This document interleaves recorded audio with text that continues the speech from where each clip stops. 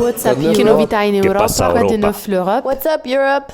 Bonjour à tous, c'est un nom et un refus qui fait parler de lui en Europe depuis un mois désormais, celui d'Emmanuel Macron qui s'est opposé à l'ouverture des négociations d'adhésion à l'Union européenne pour l'Albanie et la Macédoine du Nord, un blocage que le président français explique par sa volonté de revoir les règles en matière d'élargissement. Pour lui, si l'Europe n'avance pas à 28 et bientôt à 27, pourquoi le pourrait-elle à 29 ou à 30? La question semble posée et justifiée, mais elle est vivement critiquée forcément par de nombreux politiques, par ceux des Balkans évidemment, qui se sentent trahis suite aux nombreuses promesses faites depuis 20 ans, mais aussi par les dirigeants de l'Union qui n'ont pas hésité pour certains à évoquer une erreur historique. Alors ont-ils raison d'employer des mots si forts? Le président français est-il lucide en posant le sujet de l'élargissement sur la table? Pour en parler, deux invités m'accompagnent depuis le Parlement européen de Strasbourg pour ce nouveau numéro du What's Up Europe. Juliana Zovko, bonjour. Bonjour. Vous êtes une eurodéputée croate, membre du PPE, le Parti populaire européen. Vous suivez de très près cette thématique de l'élargissement pour les Balkans et vous critiquez notamment la position du président français. On aura le temps d'en reparler dans cette émission. En face de vous, Ivan Boeuf, bonjour.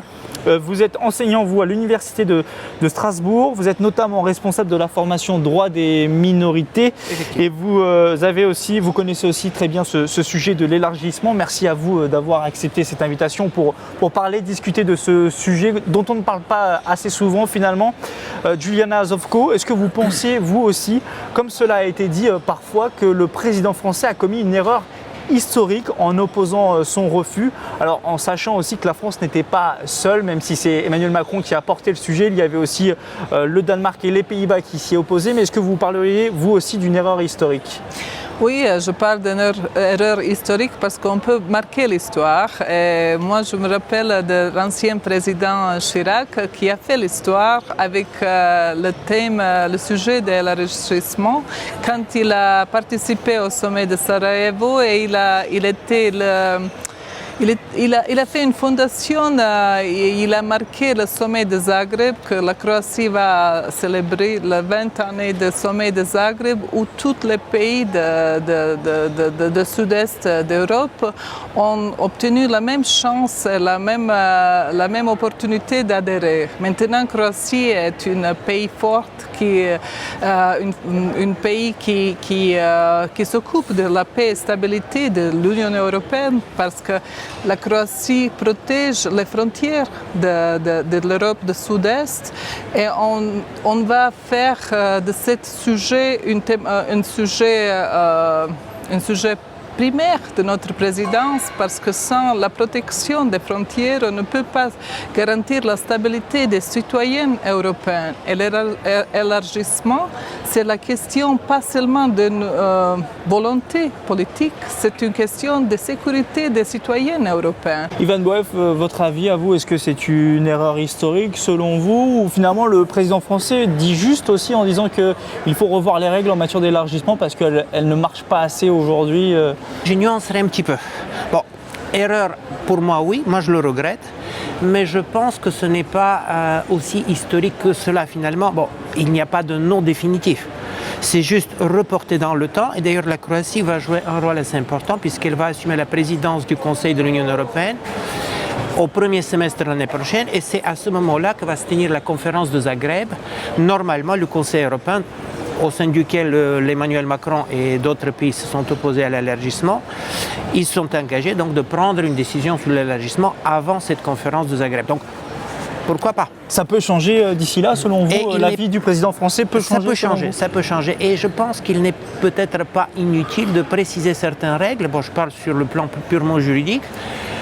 Il avait mentionné notamment le fait que l'élargissement est une voie dont on ne peut pas revenir. Oui. Donc une fois que les choses sont lancées, on peut soit les bloquer complètement, soit il faut continuer, mais on ne peut pas retarder, on ne peut pas faire un élargissement à plusieurs vitesses ou autre. Ça se marie bien avec la vision d'Emmanuel Macron, à laquelle moi je n'adhère pas, mais c'est une vision qui a sa logique, de l'Europe à plusieurs vitesses. Donc peut-être que sa vision est de faire entrer certains pays, mais uniquement dans certaines politiques, uniquement dans certains domaines, ne pas participer à l'ensemble des activités. Mais c'est ce qui existe déjà.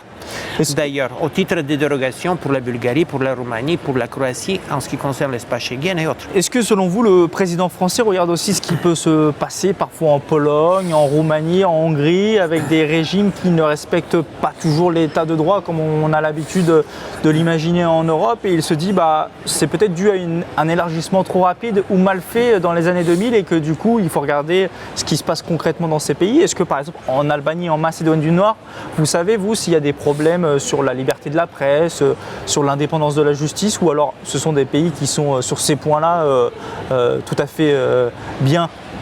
Non, mais il faut voir qu'élargir, ça ne veut pas dire que ces pays vont entrer dans l'Union européenne demain.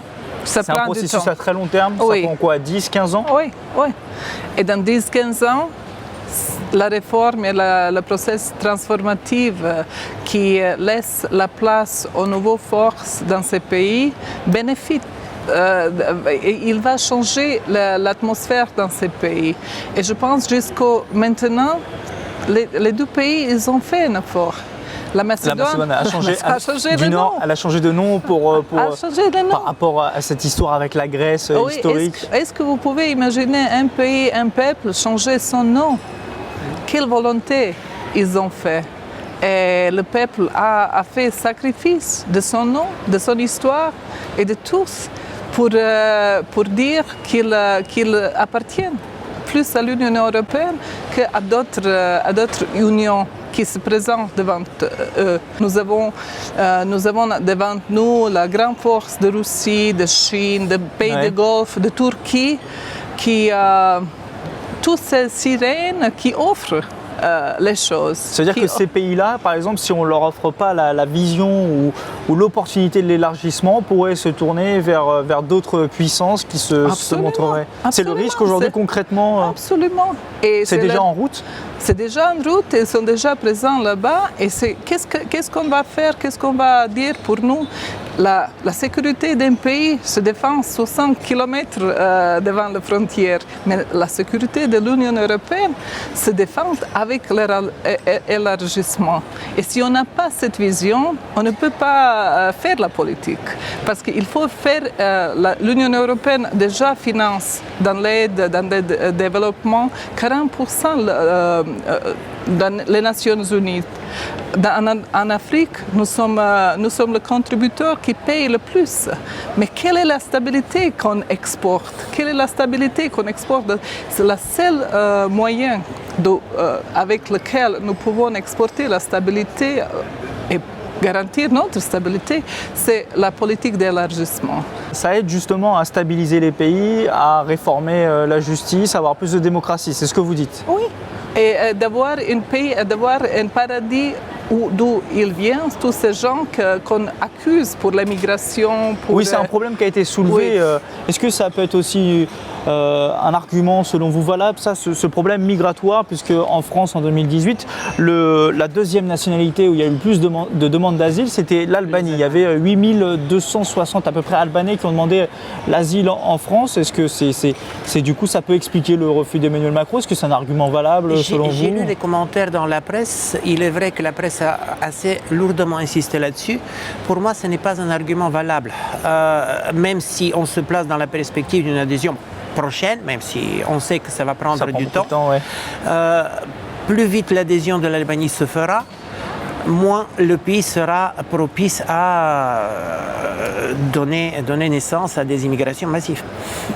Sur cette question des répercussions éventuelles d'une non-adhésion de ces pays à l'Union européenne et sur le refus d'ouvrir les discussions, je vous propose de regarder cette vidéo explicative proposée par la rédaction de Café Babel.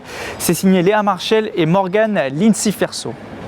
Ils sont candidats pour rentrer dans l'Union européenne depuis 2004 et 2009. On leur a promis l'ouverture des négociations en octobre. Pourtant, elle vient d'être repoussée à l'année prochaine.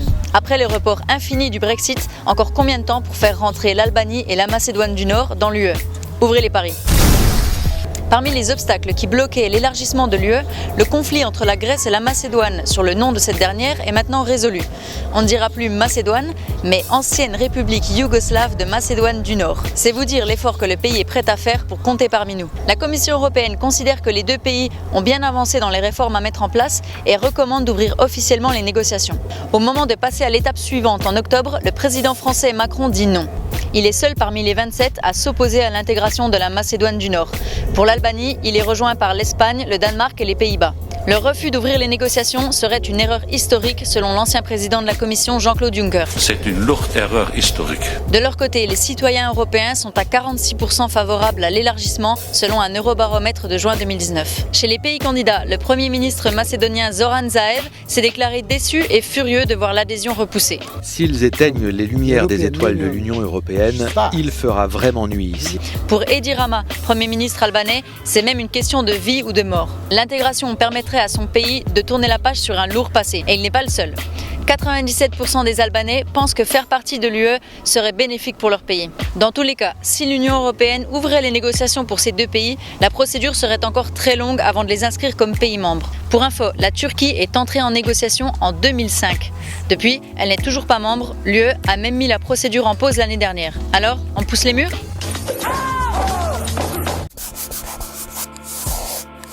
Quel est le, vous disiez pas mal sur la vidéo, merci pour la rédaction de Café Babel, quel est le risque pour ces pays concrètement demain si l'adhésion est vraiment repoussée à très loin et que par exemple au mois de mai lors du sommet à Zagreb on leur dit non, quel est le risque? Est-ce qu'on parle d'instabilité politique? Est-ce que c'est concret selon vous? Ça peut provoquer de l'instabilité politique, effectivement. Le risque n'est pas aussi grand que ce qui se passe par rapport avec la Turquie, puisque la Turquie a même posé un ultimatum à un moment donné concernant l'échéancier que l'Union européenne d'adhésion ne voulait toujours pas lui présenter, puisque ces pays finalement n'ont pas vraiment le choix. Mais une certaine instabilité interne peut résulter et elle va se refléter nécessairement dans le contexte régional. C'est votre avis aussi à vous sur ce risque d'instabilité Oui, même militaire? Est-ce qu'on peut imaginer ça Oui, c'est le discours qui va être plus fort, la polarisation et la séparation des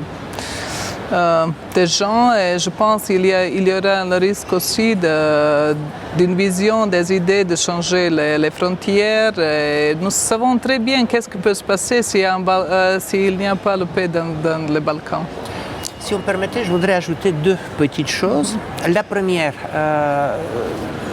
ça concerne les dangers d'un non-élargissement. C'est le discrédit, vous en avez parlé, le discrédit de l'Union européenne, puisqu'il y avait une promesse, il y avait une décision formelle de les inscrire parmi les candidats potentiels, et il y a ensuite les négociations d'adhésion, l'ouverture des négociations d'adhésion qui est repoussée de manière constante. Donc ces pays vont se fatiguer finalement d'attendre, ce qui va générer peut-être une instabilité. D'autre part, on peut observer tout au long des différents élargissements que l'Union européenne a connus, que l'élargissement a été toujours guidé pour des raisons politiques.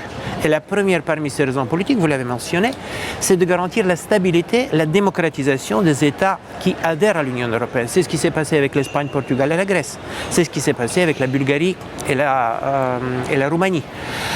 Donc, rien ne s'y oppose à ce que l'approche soit la même vis-à-vis de l'Albanie.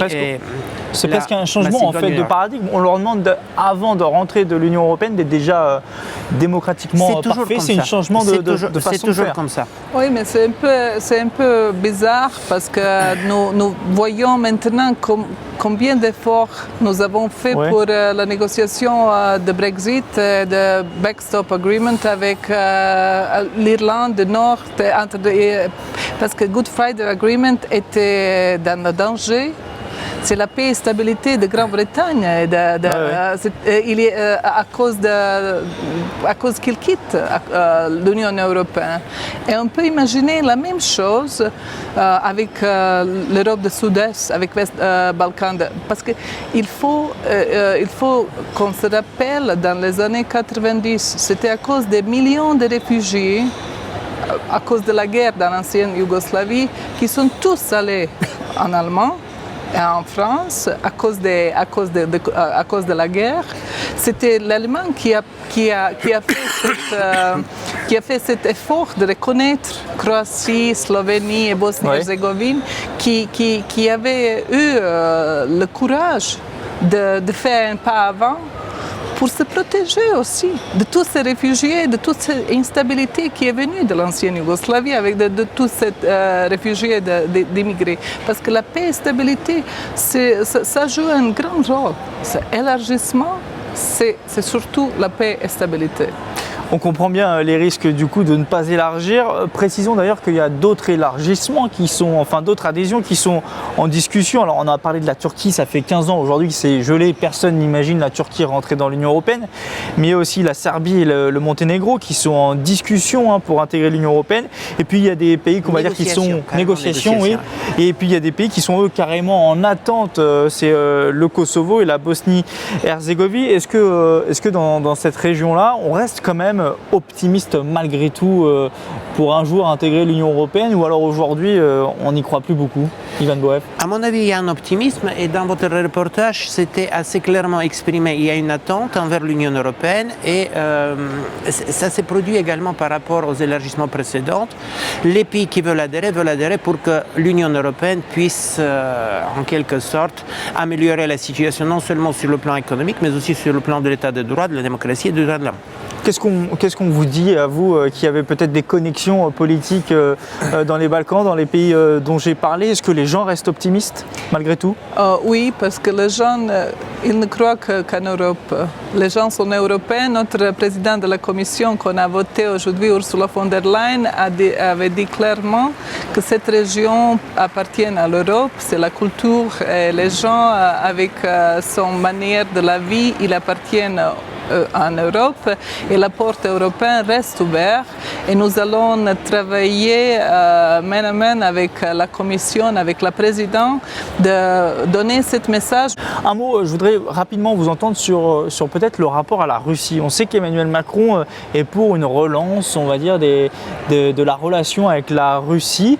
Est-ce que selon vous aussi, pour l'instant freinant les discussions sur un processus de négociation à l'adhésion, est-ce que selon vous, il fait aussi un signe envers la Russie qui est très sensible sur ce sujet-là? Est-ce que selon vous, ça... C'est un grand signe envers Turquie et envers Russie. Les deux acteurs qui sont très intéressés de s'installer là-bas. Ce n'est pas seulement la Russie, c'est la Turquie aussi qui fait de son stratégie la politique extérieure. Ce sont les Balkans. Et si on laisse les forces comme la Turquie et la Russie jouer le rôle principal là-bas, je ne pense pas que le président Macron va aider beaucoup l'Union européenne. Oui. Vous pensez aussi que c'est un jeu risqué que joue par exemple aujourd'hui le président Emmanuel Macron? Et est-ce qu'il fait un signe envers la Russie selon vous en faisant ça aussi? À mon avis, non, il n'y a pas de pensée arrière concernant la Russie spécifiquement. Mais si on se place dans un contexte plus général, effectivement, les Balkans sont toujours entre les deux grandes puissances, l'Union européenne, la Russie et la Turquie, bien évidemment, de l'autre côté. Et il n'est pas du tout exclu, et c'est ce qui se produit d'ailleurs à l'heure actuelle, dans les pays qui sont en cours de négociation même, la Serbie, le Monténégro. L'absence de l'Union européenne ou la non-décision de l'Union européenne encourage donc l'orientation de ces pays vers les intérêts russes et turcs. Et puis vous le disiez, on en saura plus au mois de mai prochain, puisqu'il y a un sommet UE-Balkans à Zagreb, dans votre pays, qui va se tenir. Je voudrais vous faire conclure en ayant votre avis sur le nouveau commissaire en charge de l'élargissement, qui se nomme Oliver Varhelyi. J'espère ne pas trop accrocher son nom. Il est hongrois. Est-ce que vous pensez qu'il est capable, lui, de faire bouger les choses et de pouvoir parler, par exemple, au président français, faire bouger les lignes au sein du Conseil? Est-ce que vous y croyez? Quel est votre avis là-dessus? Non, mais je suis convaincue qu'il va être un bon commissaire, il était un bon ambassadeur, il était un bon diplomate, et il a aussi travaillé dans la commission. Il est très professionnel, il va faire le dialogue diplomatique avec le président Macron, dans lequel j'ai la confiance, parce que le président Macron, il a les grandes visions, les grandes idées, je suis sûre qu'il va apprivoiser l'idée d'élargissement comme son bonne idée parce qu'on a besoin d'un grand président français pour tenir cet momentum, pour donner une vision et pour travailler avec notre partenaire aux États-Unis aussi, parce que sans les États-Unis, sans les relations fortes transatlantiques, on ne peut pas avoir la paix et la stabilité. C'est donc un message d'optimisme pour conclure cette émission. Merci à tous les deux d'avoir participé à cette émission, d'avoir accepté d'échanger sur ce sujet de l'élargissement. Merci Juliana Zovko d'avoir participé. Merci Ivan Boef. Cette émission est à retrouver sur le site cafébabel.com et sur nos réseaux sociaux, bien sûr. Merci aussi aux équipes techniques du Parlement européen. On se retrouve très vite ici à Strasbourg pour une nouvelle émission. À bientôt.